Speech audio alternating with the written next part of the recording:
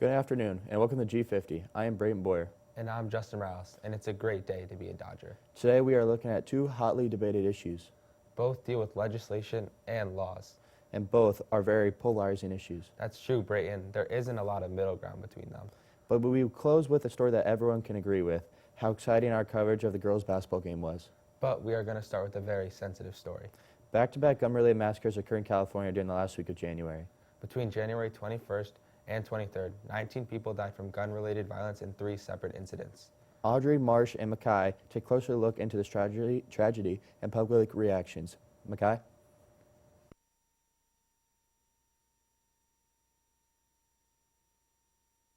California mass shooting crisis. The Monterey Park, California mass shooting took place on January 21st, 2023, where a gunman opened fire on a crowded dance studio. He killed 11 people and injured 9 others. The suspect, 72-year-old Hu Can Tran, fled the scene. This massacre added to the approximate 39 shootings in the U.S. just in this January 2023 alone. This dance studio shooting is one of 3 back-to-back shootings occurring in California. Tran used a semi-automatic pistol where multiple victims were found along Highway 92 and Highway 1. Additionally, Tran was found dead on Sunday with a self-inflicted gunshot wound and was found inside a van in Torrance, according to police. This massacre was not the singular tragedy occurring in the few weeks in California. On January 23rd, on Monday, 7 people were killed in a mass shooting that spanned 2 separate scenes in Half Moon Bay, California. Authorities identified the suspect as 67-year-old Chun-Li Zhao. Zhao also used a semi-automatic pistol, where both attacks were held in immigrant communities. Also on Monday night, January 23, 2023, in Oakland, California, 1 person was killed and 7 were injured by a gunman. We suspect that there might be a gang connection, said OPD Captain Tony Jones. The Oakland shooting was California's third shooting within 3 days. Vice President Kamala Harris visited the memorial of Monterey Park shooting victims. Okay, so I'm Marshall Molina, and I'm here with... I'm Francis Perrigan. Okay, hello. So there were 3 shootings that happened in the span of 44 hours in California, one happening in Monterey Park Dance Studio, one in Half Moon Bay, and another in Oakland, California. Have you heard any about this in the media? I think I have. When was this? This was, well, one of them was they're all in 2023. One was in January 23rd, Another one was over in January 21st, and I believe that the last one was also on January 23rd.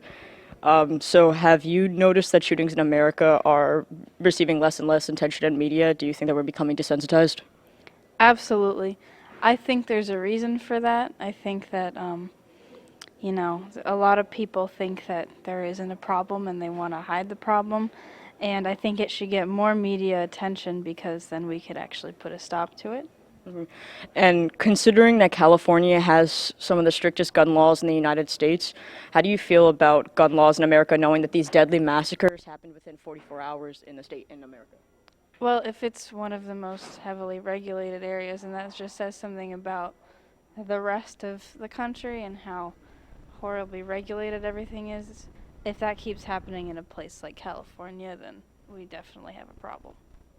Hello, I'm Marshall Molina. I'm here with... Sage H. Farnioli. Do you think we're becoming desensitized? I think it is in part to us being desensitized, but I think it's also as the whole of America. We don't want to precipitate and encourage this, and I think a lot of the shooters' motivations are these warped mental health aspects of fame, where they don't know how to be talented enough to get what they want, but they want the spotlight, and so they'll act out in these deranged and horrible ways to kind of have the spotlight go on them. We don't want to encourage that, so we will try to talk about it less and less, despite how horrible it is. We omit the names of the shooters when we talk about shootings. Like, we don't talk about the Sandy Hook shooter as his name. We talk about him as the Sandy Hook shooter because we don't want to encourage more people to do it. So it's not necessarily a censorship of media, but it's a trying to stop it from participating and continuing the event. My second guest is Henry Wielandy. Henry Wielandy. We hear about it so much that it just seems like another everyday thing, just another news story that you can just mention once and not really dive into the deep consequences of it. I think part of the reason that I haven't heard that much about it is because it's not being talked about as much as some of the other mass shootings that have happened. like a few years ago or even like somewhat recently. And I think that definitely part of that is that we're becoming desensitized to it. I think a lot of us can echo those feelings. Knowing California has the strictest gun laws and an instance like this can still occur is frightening. Legislating is being debated constantly in every state. Towns can pass their own legislations as well. That's true. In fact, Madison was currently locked in a very heated debate about their own legislation and allowing a marijuana dispensary in the town. Things definitely got heated. Tyler, Danny, and Ronan take an in-depth look into the situation. Ronan?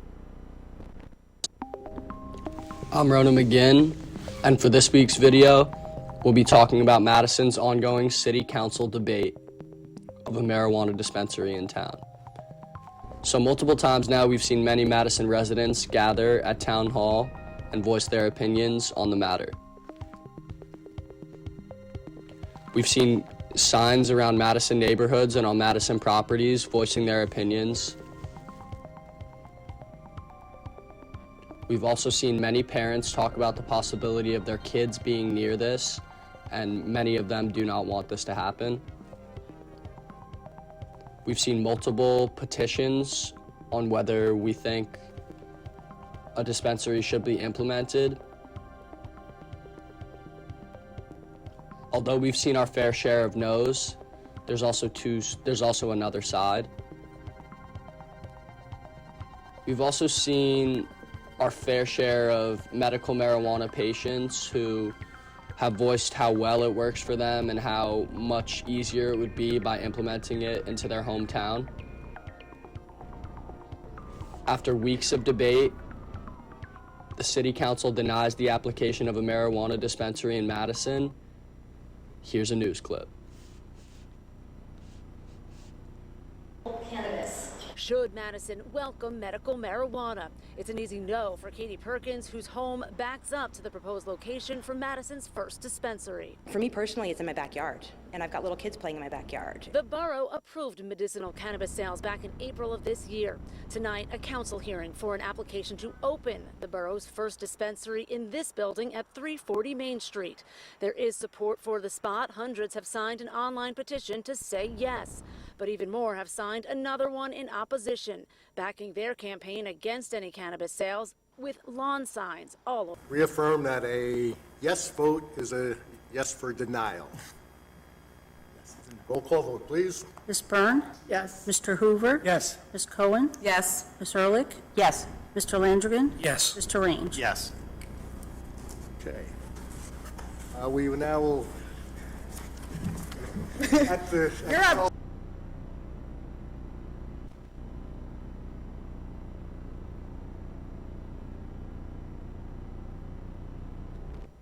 One thing that is for sure, Madison has very animated and vocal residents. That is true, Justin, but they are also very animated and supportive of our sports teams. We had the opportunity last week to provide in-depth coverage of our girls basketball team game against Roxbury. It was money. You and Scotty did a great job commentating. Your video work was very professional too, Justin. Well, that's what they teach us down here in G50. Broadcast journalism, register now for next year's class. But enough shameless promotion. Martin and I took a look behind the scenes as to what it was like to cover a game. Let's take a look at what you put together.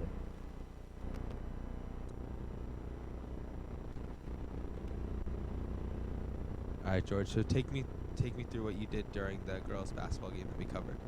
So I had showed up just around when it had started, and I was responsible for kind of just keeping watch on the courtside camera, which looked out to the scoreboard. Kind of just wanted to make sure no players, spectators, or the ball would hit it to throw off our view.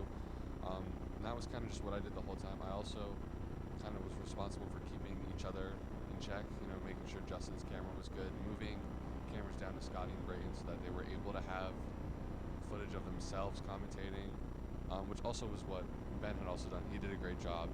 But yeah, overall, I just made sure all the cameras were in check. All right. So you also anchored our pregame show. So just take me through what that was like. So also was kind of just like our regular weekly shows. Kind of had a group of people go up, kind of talk about what's going on. But it also was a little different because it was kind of just back-to-back sports commentary.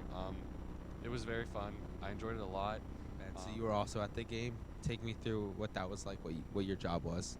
So I was more or less the technical director for the broadcast, which really meant that Cove and I were in the back, really in a makeshift booth, coordinating with like the software, what cameras were on the program at which times. We were on a headset with Braden and Scotty and you as well as a cameraman, adjusting the angles and making sure everything came together for the final product. For the pregame show, what was your role in that? Call. So because I was actually doing the live broadcast, I wasn't really responsible the day of the pregame show to record anything, but I did make the Madison offense package. So that required finding old clips from mostly I think the Park Hills game from last year and I think the Kinnelon game, compiling them into a nice like minute-and-a-half clip and then writing commentary. Mr. Turo, how did you and Mr. Coviello organize the pregame show event? Well, so we have been working in production groups all year long, and when we decided we wanted to do a live sporting event, we decided it would work better to kind of change the production groups so that we made sure that each group would have a different function and a different topic to go over. So we split it into like Roxbury's offense and defense and Madison's offense and defense, and then we knew certain members of the class would be doing the live broadcast, so we kind of split members that way as well to make sure that everything was covered. All right. And how was being there during the actual live event, or I guess yeah. It was exciting. You know, it was really nice for me to see both of my worlds kind of overlap between coaching the basketball team and teaching broadcast journalism. I kind of once the game started, I really took off the teaching hat, which is coaching. But before there was so much more energy. The girls were excited to have the broadcast journalism students there. It was exciting for me as well, especially you know it was a good game for us, so it was kind of easy to enjoy the experience. But it was really cool for me to see both things happening at once. All right, so you guys were the actual like commentators during the game. So just take me through what that was like. It was awesome. You definitely have to be on point, but it was like an awesome experience. You know, girls played really well. They got the dub over Roxbury, and it was really fun. You know, it was just like a lot of fun. I mean, I think me and Bray were both a little stressed in the beginning, but like once we got into the groove of it, like it was kind of just natural. So what was your favorite moment or favorite call that you guys had during the game? Probably Gwen Tui's 3 at the end of the fourth quarter. Me and Scott's signature slogan, money. Passes out. Tui for 3. It was awesome. That was pretty hype, but my favorite moment had to be Bray screaming into the mic after Alex Riegel got like a clutch block in the third quarter. That's the defense so good. Oh, blocked by Riegel! Blocked by. All right, and if we were to do another game, what game would it be, and would you guys be open to commentating again? I would definitely be open to commentating again. I would love to do a wrestling match. I feel like wrestling would be an awesome thing to do. Just all the energy, and it would be so hyped after like a pin or something. Baseball, like lacrosse would be fun. Boys basketball, all the other sports would be really fun. Just me and Scott would be more happy to do it. Yeah, like Bray said, like we'd be open to doing like any more of the winter or spring sports, but I think logistically it's kind of easier to do like the winter sports because they're just in the gym. So like we're hoping to maybe do boys basketball or wrestling coming up in the next few weeks. All right, thank you. That was fire. Looking forward to covering more games. Until then, that wraps up another day here in broadcast journalism. From G50, I am Justin Morales. And I'm Braden Boyer, and it's a great day to be a Dodger.